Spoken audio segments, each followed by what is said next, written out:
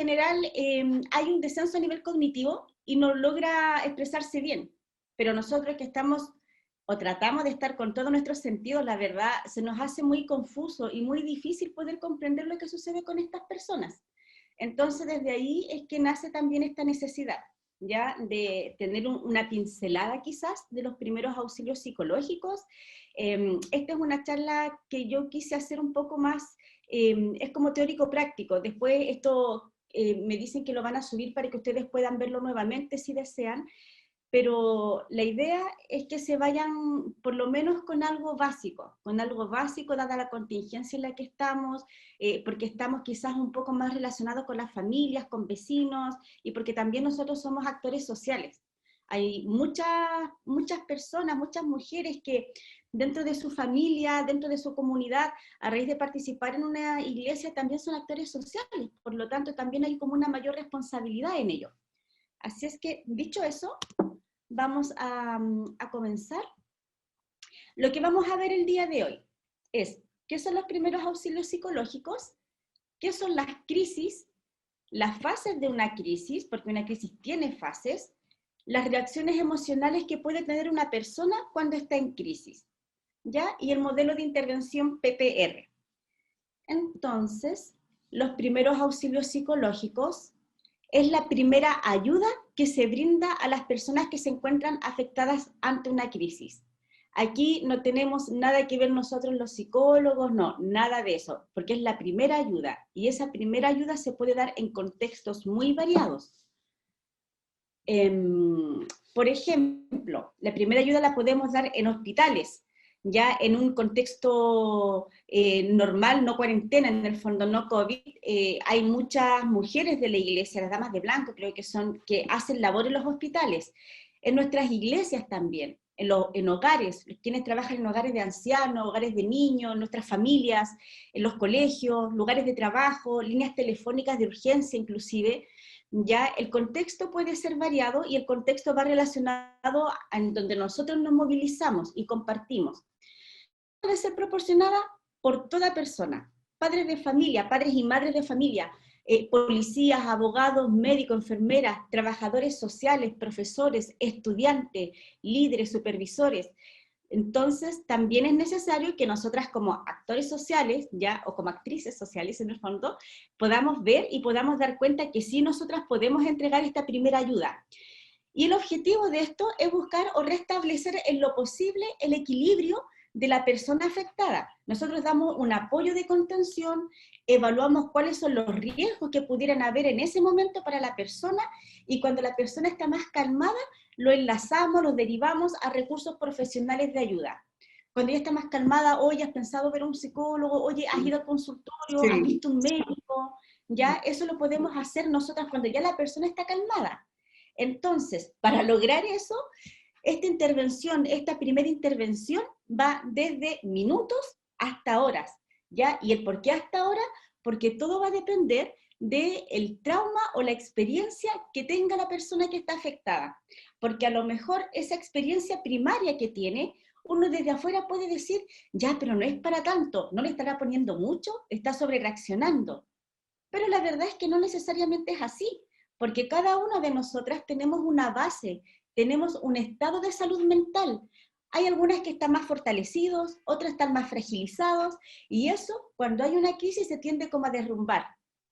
Entonces, de repente, para nosotras, puede ser que sí, esa persona está sobredimensionando, está sobrereaccionando, la situación la sobredimensionó, pero no necesariamente lo va a hacer para esta persona.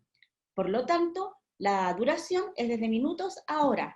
¿Qué significa eso?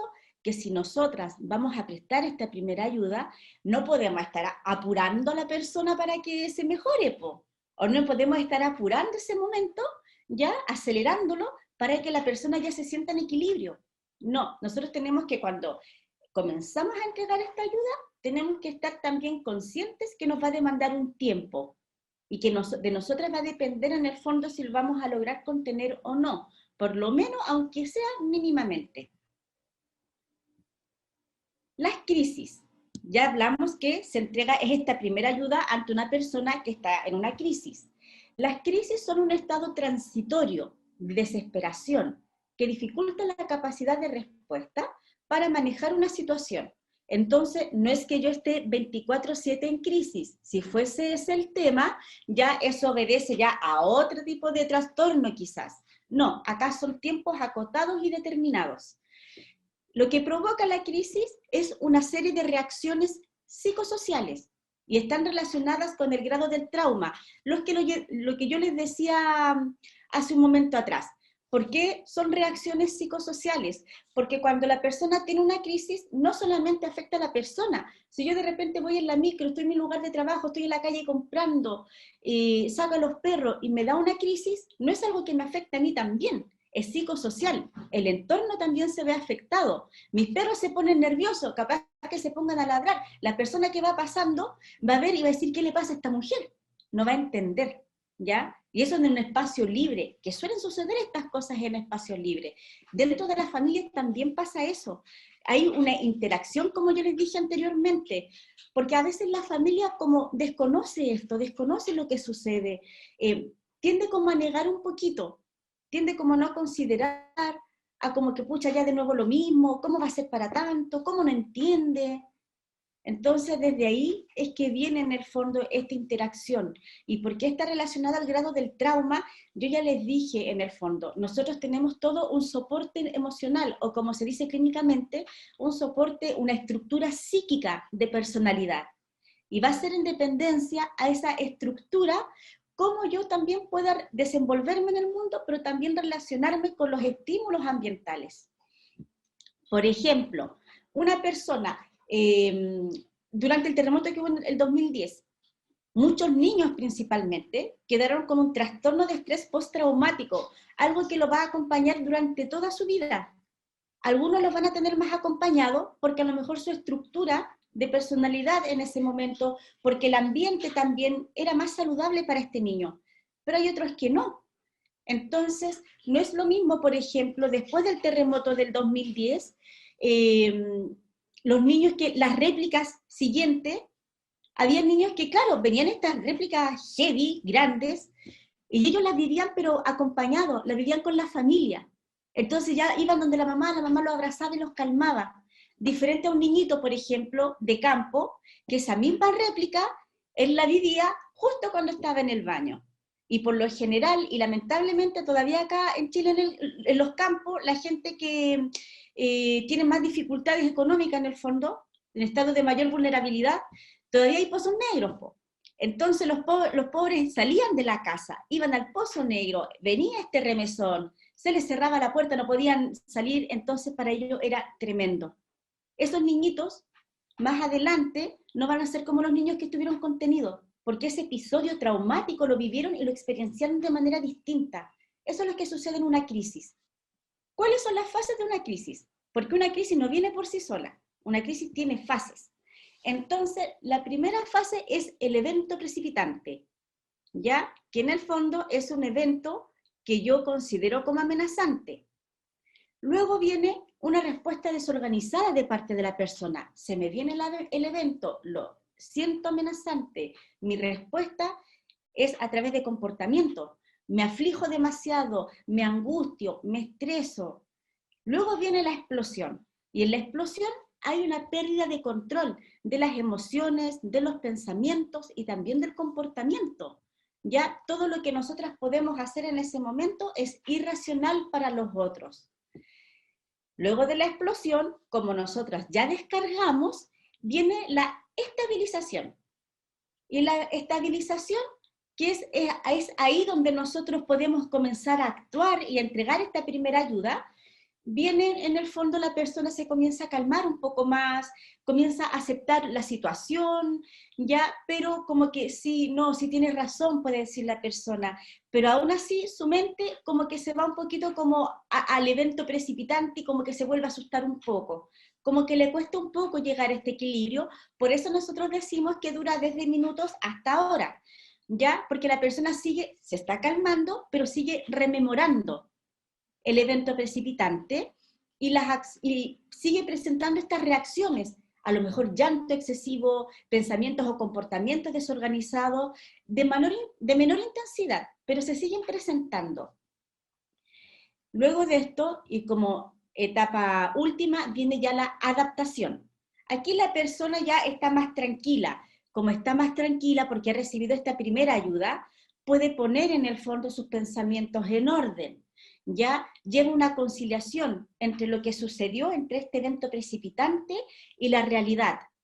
Entonces viene esta adaptación con la realidad, en donde nosotros ya estamos más calmados, nuestros pensamientos comienzan a organizarse, a ordenarse, y podemos dar cuenta de la realidad en la que estamos y que el evento en el fondo, este miedo que generó y desencadenó toda esta conducta desadaptativa, ya no corresponde, no existe. Y de ahí vienen como otros sentimientos después, como la culpa, vergüenza, en fin.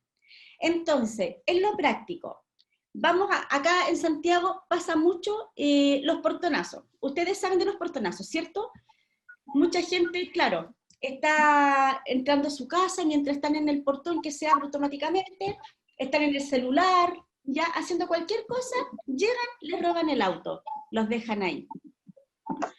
Entonces, hay veces en que este evento para las personas es demasiado traumático y ellos como que sobredimensionan, ¿ya? Sobredimensionan en el fondo, o,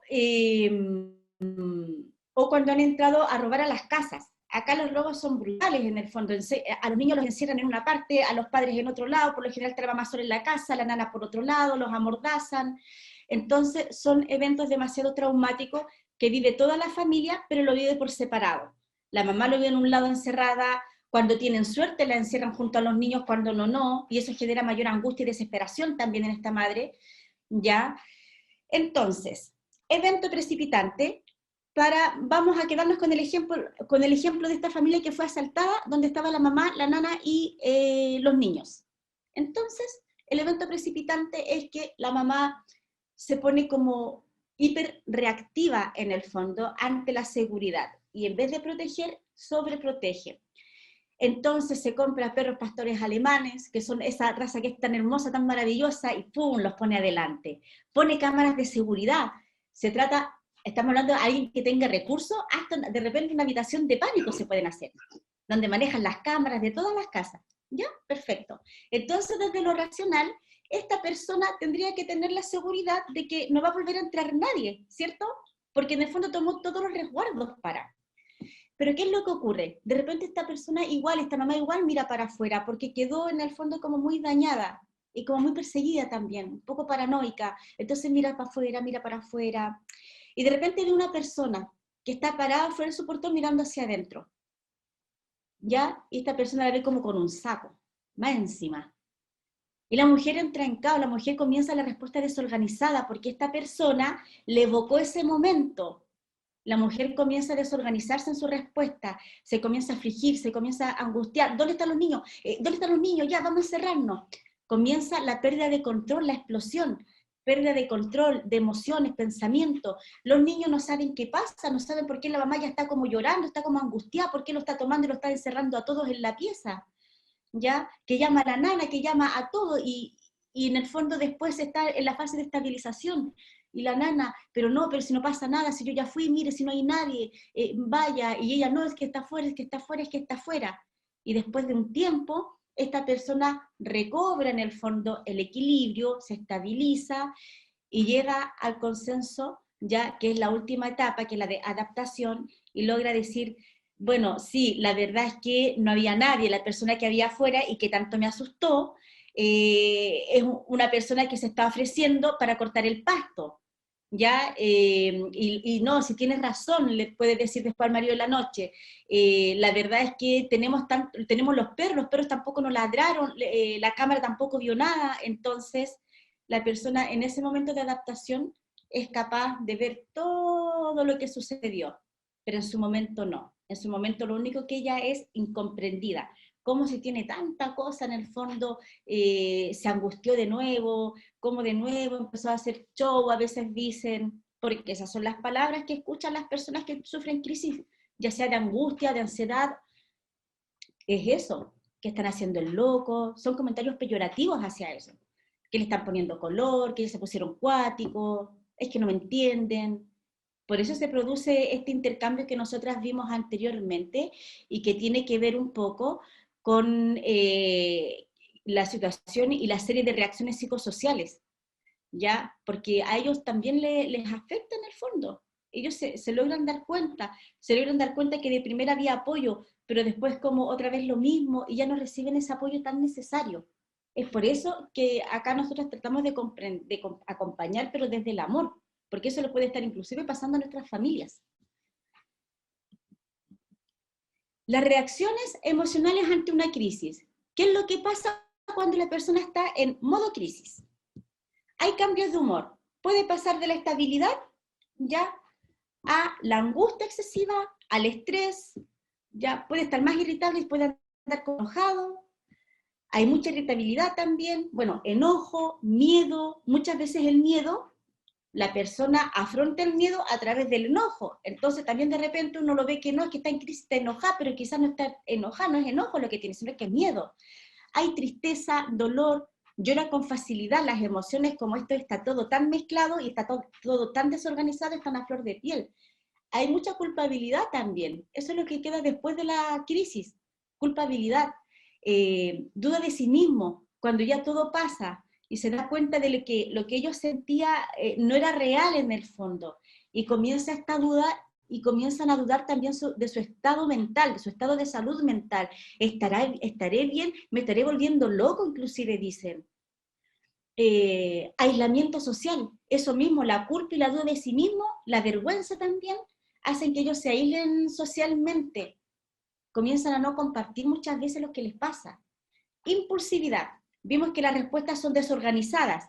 El ejemplo que yo les di, esta señora que vio a alguien que andaba como afuera nomás, agarró a los niños sin decir nada, pum, los encerró en el fondo. Baja autoestima, porque donde viene la culpa, la duda de sí mismo, se aísla socialmente, también se baja la autoestima. Y esta baja de autoestima es netamente contextual, porque está relacionada no a sus capacidades, sino que está relacionada a la interacción que tiene con las otras personas. Hay un nivel de actividad excesivo. La persona dice, no, es que para que a mí no me dé la crisis o para no pensar en eso, me tengo que mantener ocupada. Y le dan más trabajo al cerebro. Y eso lo que hace es empeorar, porque las crisis después son más fuertes. El cerebro necesita como un descanso. Hay ansiedad también, hipervigilancia o reacciones de sobresalto. La persona está mirando, está como decía yo, comienzan a ver estos rasgos paranoides, o como nosotros decimos coloquialmente e inclusive peyorativamente, anda perseguida. La persona en todo momento de peligro. Y eso hace que esté con sobresalto. Nosotras en una charla vimos lo que le sucede a nuestro cerebro cuando nosotros lo tenemos en modo alerta. Si nosotros estamos todo el tiempo en alerta, nuestro cerebro entiende esto como un peligro o una amenaza constante y se prepara para recibir esa amenaza y para poder afrontarla de la manera que cree que es lo mejor para nosotras. Hay una dependencia también. Cuando las crisis son a nivel de angustia, por ejemplo, las personas se vuelven más dependientes, porque como hay una desorganización, ya lo vimos desde lo cognitivo también y desde lo emocional, a veces se ponen un poco más regresivos. ¿Qué significa esto? Que emocionalmente es como que necesitaran mayor atención como un niño. Entonces necesitan apoyo como para hacer las cosas. No, es que ella no puede salir sola, es que ella no puede estar sola, le da miedo estar sola. Se vuelve más dependiente. Y también hay un aumento de conflictos con la familia o el entorno social, los amigos, en el trabajo. Las familias, porque ya como comienza este aislamiento social, la persona se siente menos comprendida, siente que cansa a la familia, también se pone como que anda de repente como enojada con la familia y les reclamas que no lo entienden. Y la familia la verdad es que no entiende mucho tampoco. Entonces también esto junto a la culpa hace que, y el aislamiento social, hace que la brecha de contacto con la familia se vaya distanciando más. Entonces, acabamos de ver las crisis. ¿Cómo vamos hasta ahí? ¿Vamos bien? ¿Está claro? Ya, Claudita me dice bien, la tía Anita también.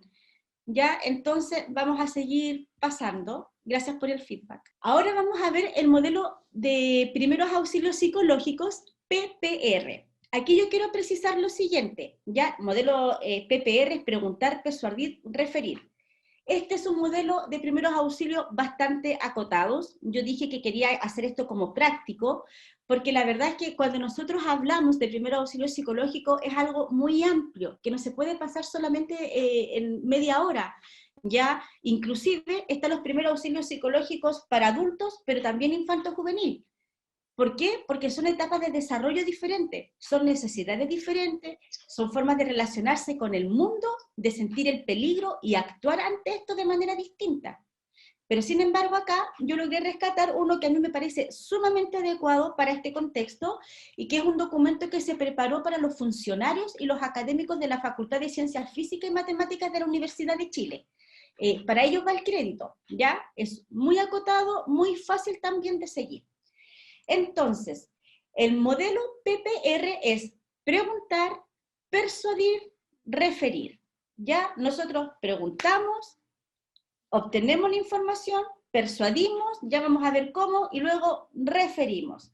Y yo hago este gesto con la mano porque de verdad nosotros tenemos que hacer aquí en nuestra cabeza esto, como referir, no hacernos cargo, ¿ya? No hacernos cargo de eso porque es una carga mental. Y de verdad que, ¿qué hace esto? Que después uno se canse y uno ya no está acompañando desde el amor. La verdad es que uno comienza a acompañar desde la lata, desde pucha, otra vez de nuevo, no, yo ya no me meto más, es que yo ya le hablé. Entonces, la idea es que acá cuando nosotros referimos, también soltamos, no nos quedamos con esa carga emocional de la persona. Y el objetivo de este programa puntual es poder entregar herramientas para poder otorgar una primera ayuda. Recuerden que los primeros auxilios psicológicos es la primera ayuda que se presta, ¿ya? Y la atención, también nosotros referimos para que la atención psicológica sea brindada por profesionales de la salud mental. Por eso nosotros tenemos que referir y siempre hacer hincapié en eso. Muchas veces yo escucho a personas, incluso pacientes, que me dicen, no, es que yo soy como la psicóloga del grupo, soy como la psicóloga de la familia. Porque claro, le cuentan todos los temas, pero después se queda con toda esa carga. Entonces, esta persona, más que psicóloga, en el fondo, es como un tamborcito, como un receptor, en donde se van volcando todas las experiencias, todos los sufrimientos de la familia o de las amistades, pero que esta persona no tiene mucho momento para tampoco poder desahogar eso. Entonces, es un tamborcito que se va llenando, se va llenando, se va llenando. Ese es el cuidado que nosotros tenemos que tener. La primera P, preguntar.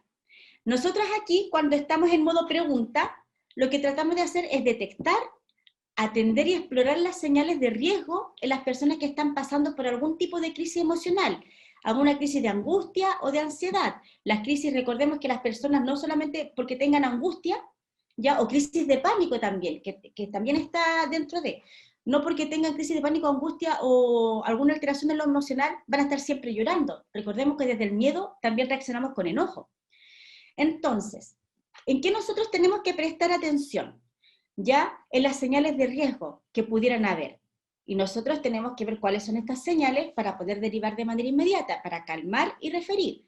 Entonces, cuando nosotros comenzamos a ver que las personas tienen una conducta que es temblorosa, que anda como muy nervioso, a veces andan como con las manos así, a veces como que tratan de hablar y les tirita la pera, o andan así con las manos también, como que el cuerpo entero tiembla. Ya, dificultad para poder controlar el llanto, como tenemos la respuesta desorganizada, ya el llanto también pasa que nosotros no lo podemos, y se ponen las personas muchas veces la mano en la boca, como para no seguir llorando, pero el llanto sale como una explosión. Conductas extrañas o inadecuadas. Esta persona que está siempre mirando para afuera y de repente uno ve y no hay nada afuera, pero ahí anda mirando para afuera, anda mirando para afuera, de repente anda buscando, no sé, reuniendo armas, ya anda alistando como las cosas, no sé, es que algo va a pasar, presiento que algo va a pasar, y se va a la cocina, y ahí uno tiene que tener como más atención.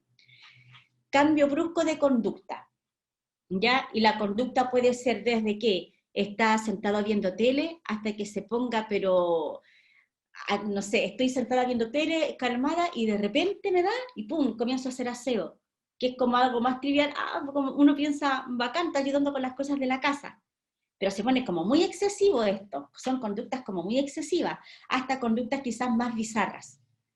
¿ya? Conductas muy energéticas, muy alteradas, altos niveles de angustia. Comienzan con inapetencia, no quieren comer. Comienzan a realizar comentarios, a verbalizar, no tiene sentido seguir, me da lo mismo si me pasa algo, mejor me muero, todo me da lo mismo, como que hay un aplanamiento en lo afectivo en el fondo, como todo me da lo mismo. Se expone a situaciones que ponen en juego su integridad. Cree que podría no controlar sus impulsos, ¿ya? Muchos niños a mí me dicen que tienen miedo de que cuando peleen pueden matar a alguien, y de verdad lo dicen, o sea, a mí me da miedo matar a alguien. Y también niños que no paran de pelear hasta que sienten la sangre. Entonces, esta dificultad de controlar los impulsos, este temor a no controlar sus propios impulsos, también está muy presente y en momentos de la crisis se puede exacerbar. Insomnio severo, ¿ya? La dificultad para dormir, en el fondo, nos mantiene irritables también. Baja notoria en rendimiento académico, en el rendimiento cognitivo por lo general. El rendimiento cognitivo no solamente va a las notas o al trabajo, también tiene un impacto pero tremendo en lo emocional. ¿Por qué? Porque nosotros, cuando yo veo a la otra persona, cuando yo veo a mi hijo, a mi nieto, a mi marido, ya a mi amigo, mi familia en el fondo, hay veces que uno dice, yo le veo la cara, por lo general los papás dicen, yo le veo la cara y sé que me está mintiendo, le veo la cara y sé lo que quiere. Eso pasa mucho, pero es porque nosotros, en nuestra mente, en el fondo, en nuestro cerebro, nuestra mente, somos capaces de poder mentalizar las necesidades del otro. ¿Qué es lo que hace la mamá con su guagüita? Cuando la ve y la guagüita llora, la mamá trata como de ver, pucha, tendrá hambre, le pone la pechuga, tiene frío, lo abriga, lo desabriga, le pone el dedo a veces, no ole para ver, trata de investigar qué tiene esta guagüita. Después la mamá reconoce los tipos de llanto y con el llanto ya puede, en el fondo, mentalizar la necesidad. Este es un proceso cognitivo, ¿ya? Cuando nosotros tenemos baja notoria nuestro rendimiento físico, estamos ya, nuestro rendimiento académico, mental, pero también emocional. Hay una dificultad para enjuiciar la realidad, presencia de alucinaciones auditivas o visuales. Las alucinaciones visuales son súper fáciles de poder dar cuenta cuáles son porque uno ve o no ve, pero para las auditivas uno siempre tiene que preguntar, porque no es que escucho palabras, escucho cosas, ya, pero eso que escuchas tú, ¿lo escuchas fuera de tu cabeza o dentro de tu cabeza? Porque a veces nosotros pensamos en voz alta, entonces, no, dentro de mi cabeza, ya, perfecto. No, es como que está fuera de mi cabeza. ¿Y qué voz tiene? ¿Tiene una voz tuya o no?